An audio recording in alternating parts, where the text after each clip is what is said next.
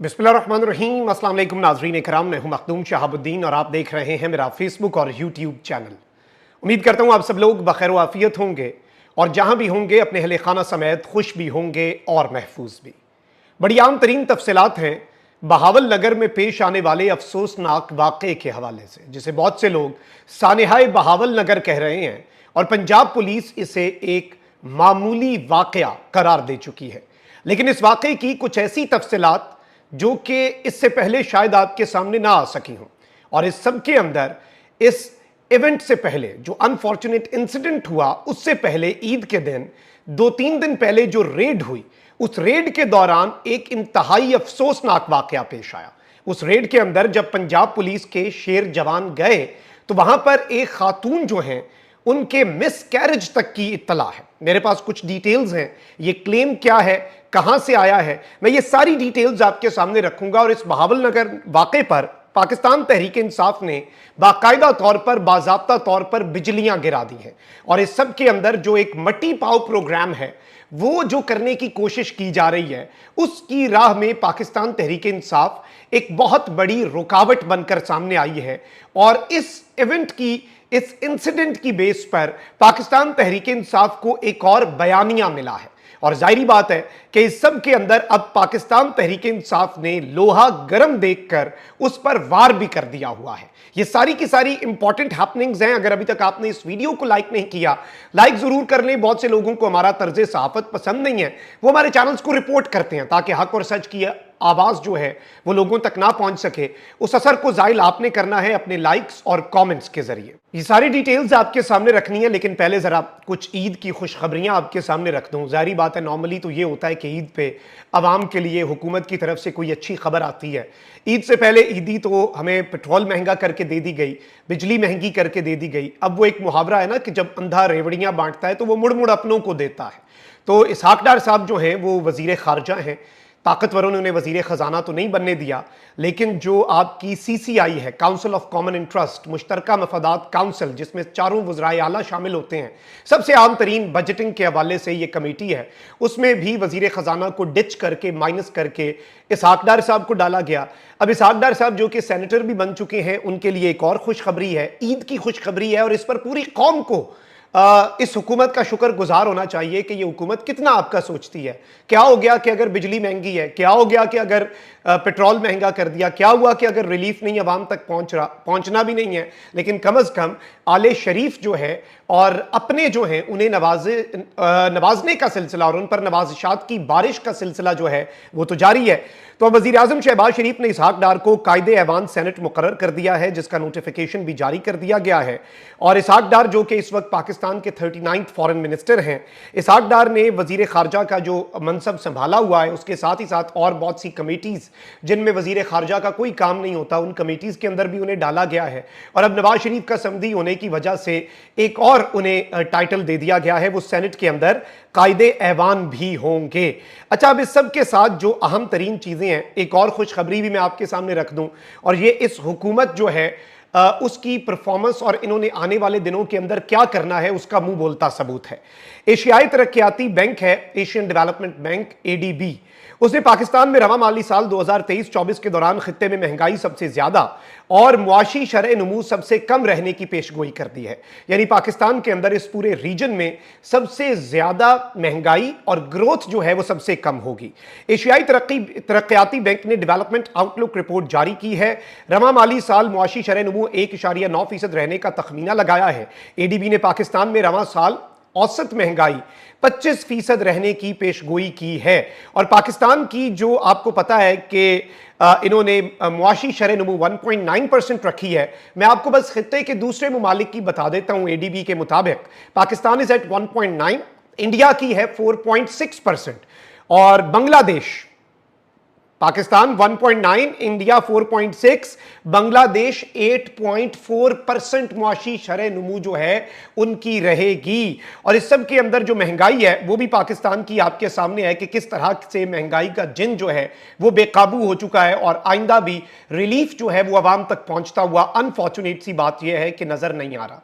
ये दो चीजें आपके सामने रखना जरूरी थी, क्योंकि ये ईद की खुशखबरियां हैं, बाकी तो और कोई खुशखबरी नहीं है। और कोई खुशखबरी ये हो सकती है कि आले शरीफ को कोई और प्रोटोकॉल दे दिया गया, या कोई और बंदर बांट हो रही है, या फिर ये इक्तदार का म्यूजिकल चेयर है। जैसे एक और सहाफ़ी जो है उन्होंने क्लेम किया कि जरदारी साहब को मुक्तदरा ने यह कहा है कि पीपल्स पार्टी अब इस हुकूमत में शामिल हो जाए, बिलावल को डेप्यूटी प्राइम मिनिस्टर बना देते हैं। और जो क्लेम है वो ये है कि जरदारी साहब ने कबूल भी कर ली ये पेशकश। तो ये भी एक बहुत बड़ी ईदी है इस अवाम के लिए। इस पर हमें तो लुडियां डालनी चाहिए, सड़कों पर निकल आना चाहिए।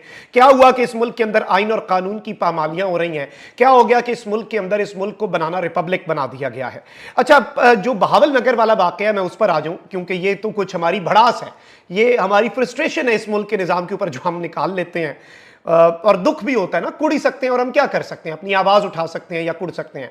बहावल नगर इंसिडेंट जो है वो आपके सामने है। क्या हुआ उसके बाद पंजाब पुलिस ने एक वजाहत जारी कर दी। अच्छा, वो वजाहत भी पंजाब पुलिस को ट्विटर पर पोस्ट करने की लेने के देने पड़ गए हैं, क्योंकि ये जो एक वजाहत थी जिसमें लिखा गया था कि बहावल नगर में पेश आने वाले मामूली वाक़े को सोशल मीडिया पर सियाको सबाक से हटकर और बढ़ा चढ़ाकर पेश किया गया। ये गलत तासुर देने की कोशिश की गई कि जैसे पाक फौज और पंजाब पुलिस के दरमियान कोई महाजराई हुई। सोशल मीडिया पर गैर मुसद्दिका बातें वायरल होने के बाद दोनों इदारों की तरफ से फौरी ज्वाइंट इन्वेस्टिगेशन की गई। दोनों इदारे के अफसरान ने हकाइक का जायजा लिया और मामले को हल कर लिया।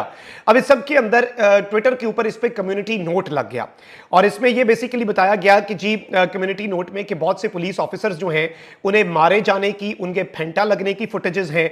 एक पुलिस ऑफिसर जो है उस पर टॉर्चर की फुटेज है, और एक पुलिस ऑफिसर जो है अपना रैंक ASI नहीं बता रहा है, उसके हवाले से ये सारी चीजें हैं। अब पाकिस्तान तहरीक इंसाफ ने इस इंसिडेंट के ऊपर जो ऑफिशियल अपना स्टांस दिया है, मैं इस वाकई की जो नई तफसीलात मेरे पास आई हैं कि जिस घर में पुलिस वालों ने रेड किया उस घर में इन्होंने क्या किया और क्या वो जस्टिफिकेशन है वो सब होने की, और ये पुलिस वालों के खिलाफ कार्रवाई हो चुकी थी, वो अरेस्टेड थे, तो फिर क्यों पंजाब पुलिस के शेर जवानों पर तशद्दुद करने की जरूरत पड़ी, और क्यों अब पंजाब पुलिस के जो शेर जवान हैं वो खामोश हैं। ये सारी की सारी चीजें मैं आपके सामने रखूंगा, लेकिन पहले पाकिस्तान तहरीक इंसाफ का इस वाकये के ऊपर मौकफ, एक एक लफ्ज समझने वाला है, ये याद रखिएगा। पाकिस्तान तहरीक इंसाफ का ऑफिशियल मौकफ है कि 9 मई फॉल्स फ्लैग ऑपरेशन के किरदारों का आपस में टकराव पाकिस्तान में मौजूदा लाकानूनियत को मजीद अयां करता है। यानी कि पाकिस्तान तहरीक इंसाफ ने कहा कि 9 मई के फॉल्स फ्लैग ऑपरेशन के किरदारों का आपस में यह टकराव है और यह मुल्क में लाकानूनियत को अयां करता है। जिसकी लाठी उसकी भैंस के जिस कानून पर 25 मई 2022 से अमल दरामद शुरू हुआ वो आज अजदहा बनकर अपने ही बच्चे खा रहा है। लाकानूनियत का यह स्याहराज तहरीक इंसाफ को तोड़ने के लिए रचाया गया था, लेकिन अब यह रियासत के वजूद को अंदर से चाट रहा है। अवाम की चादर, चार दीवारी की पामाली और उन पर तशद्दुद का हथियार रियासती इदारों ने निहायत बेरहमी से तहरीक इंसाफ के खिलाफ इस्तेमाल किया, लेकिन आज खुद इसका निशाना बन गए। रियासती इदारे गुज़श्ता 11 माह से तहरीक इंसाफ पर रियासती इमलाक पर हमला करने का झूठा बयानिया बना रहे थे, लेकिन आज खुद दिन दिहाड़े उन्होंने रियासती इमलाक पर हमला करने का काम जो है वो सरंजाम दिया। आज के वाक़े से अवाम को यह भी पता चल गया कि रियासती इमलाक पर हमले करना किसका वतीरा है और 9 मई का हकीकी जिम्मेदार कौन है। अदलिया के बाद पुलिस भी इस लाकानूनियत के इफरीत का निशाना बन गई, जिसके बल पर पुलिस को सियासी मकासद के लिए इस्तेमाल किया जाता था। पुलिस को इस वाक़े से सबक हासिल करते हुए खुफिया एजेंसियों की ईमा पर अवाम की चादर चार दीवारी और उनके बुनियादी दस्तूरी हुकूक की पामाली की रिवायत को तर्क कर देना चाहिए।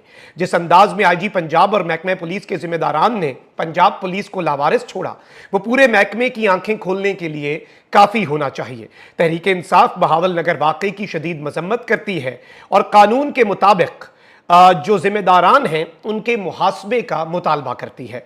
अब यह स्टेटमेंट बड़ी क्लियर है, इस स्टेटमेंट के अंदर बहुत कुछ वाज़े है और इस स्टेटमेंट में आप अंदाज़ा कर सकते हैं कि ये क्या पाकिस्तान तहरीक इंसाफ ने इसमें से बयानिया बनाया है, अवाम के सामने रखा है। अब इस वाक़े की कुछ तफसीलात मज़ीद हासिल हुई हैं। अब यह वाक़या चूंकि मैं आपको बता चुका हूं कि 2-3 दिन पहले होता यह है कि एक रेड होती है उस रेड के अंदर जिस जगह पर पंजाब पुलिस के शेर जवान जाकर रेड करते हैं, जिस तरह की रेड्स करने की उन्हें बहुत ज्यादा आदत है। आपने देखा कि डीवीआर्स उठा लेते हैं, घर में औरतों को तशद्दुद का ये निशाना बनाते हैं। फिर पीटीआई वालों के साथ जो हुआ है, पीटीआई छोड़े, इस मुल्क के आम शहरियों के साथ, इवन बहुत से लोग जो हैं फैमिलीज के अंदर, वालिद को हार्ट अटैक हो गया जी रेड के दौरान, इतना प्रेशर डाला। इस तरह की चीजें भी हमने देखी, लोगों को अपनी जान से जाना पड़ा शेर जवानों की बहादुरी जो है पंजाब पुलिस के, उसकी वजह से।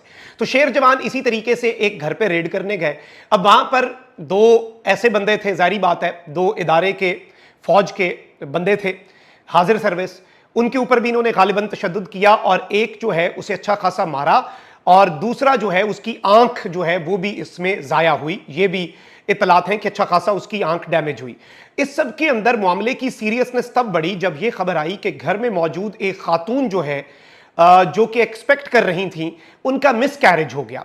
इस सारी रेड के दौरान एक खातून का जो घर में मौजूद थी मिस कैरेज हुआ। उसके बाद यह हुआ कि पुलिस वाले जो हैं उन्हें मुअत्तल कर दिया गया, एसएचओ को मुअत्तल किया गया, sub inspector, assistant sub inspector और बाकी कांस्टेबल्स को भी मुअत्तल करके 155 सी के तहत उन्हें लॉकअप में बंद कर दिया गया।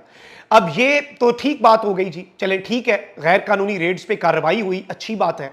अब उसके बाद इन्हें खबर ये मिली, जो इत्तलात आ रही हैं और इसे हमारे दोस्त तारिक मतीन साहब ने भी रिपोर्ट किया है कि जी जो इदारा है उसके जब लोगों को पता चला कि ईद का दिन है और इन्हें थाने में, क्योंकि पेटी भाई हैं तो ये थाने में उन्हें बड़ा प्रोटोकॉल दे रहे हैं, तो थाने में वो बंद तो हैं लेकिन ईद इंजॉय कर रहे हैं और पार्टी चल रही है वहां पर, तो सेलिब्रेशन चल रही है ईद की। तो इन्हें गुस्सा आया तो इन्होंने ये सब कुछ कर दिया, इन्होंने वहां पर जाकर तोड़फोड़ कर दी, इन्होंने वहां पर जाकर ये सारे के सारे मामलात कर दिए और फिर जो कुछ हुआ वो कौम के सामने है। वीडियोस आपके सामने हैं जिसमें अधमुए हुए हैं पंजाब पुलिस के शेर जवान, जो उसमें पंजाब पुलिस के जवान हैं उनके ऊपर तशद्दुद है, वो खुद बता रहे हैं, इससे ज़्यादा तो और कुछ नहीं रहता।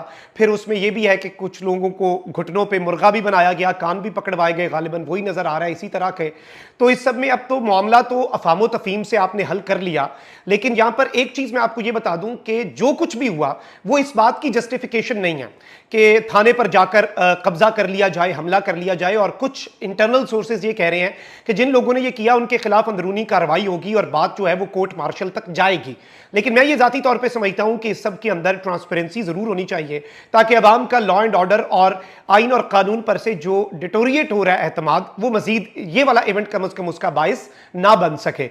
लेकिन ये वही मिसाल हो गई कि जी एक रिक्शे वाले को रोका पुलिस वालों ने, गैर कानूनी तशद्दुद कर दिया, गैर कानूनी तशद्दुद किया तो रिक्शे वालों ने शिकायत की, पुलिस वाला अरेस्ट हो गया, थाने के अंदर पुलिस वाले को प्रोटोकॉल दिया जा रहा है। तो क्या सारे शहर के रिक्शे वाले जाकर उस थाने के ऊपर हमला करें, तोड़फोड़ करें, पुलिस वालों को मारें और उसके बाद रिक्शा यूनियन का सरबराह डीपीओ के साथ बैठ के कहे कि मामला अफामो तफहीम से हल हो गया? तो ऐसा नहीं होता। नॉर्मली ये होता है कि आपको कानून के मुताबिक तो इस पर अमल करना पड़ेगा और इसके अलावा हल कोई नहीं है। मैं समझता हूं इस मामले के अंदर ट्रांसपेरेंसी लाई जाए ताकि रूमर्स को जगह ना मिले। कतन ये चीज नहीं होनी चाहिए और ये नैरेटिव तो बिल्कुल नहीं है कि ये इदारों का टकराव है, इदारों के दो बंदे आपस में लड़ पड़े तो इसका कतन मतलब ये तो नहीं आप कह सकते कि ये इदारा जाती पॉलिसी है। तो इस सब के अंदर जो बड़े हैं उन्हें बड़ेपन का मुजाहरा करके जो गलत है उसे सजा दें। अब पब्लिक डोमेन में चूंकि ये वाकया आ चुका है, अगर ये वाकया पब्लिक डोमेन में ना आता तो इंटरनल इन्वेस्टिगेशन करके कार्रवाई करके सजा दे देते, ठीक था। लेकिन अब ये मामला आ चुका है पब्लिक डोमेन में, तो अब आपको उस हवाले से, उस एंगल से ही इस बात को लेकर चलना पड़ेगा। और ये जो मैंने नई तफसीलात आपके सामने रखी हैं जिसमें मिस कैरेज तक की इतलात हैं, ये कुछ बड़ी एक्सक्लूसिव डिटेल्स हैं जो आपके सामने रखनी थी। अपना बहुत ख्याल रखिए। अल्लाह निगहबान। पाकिस्तान जिंदाबाद।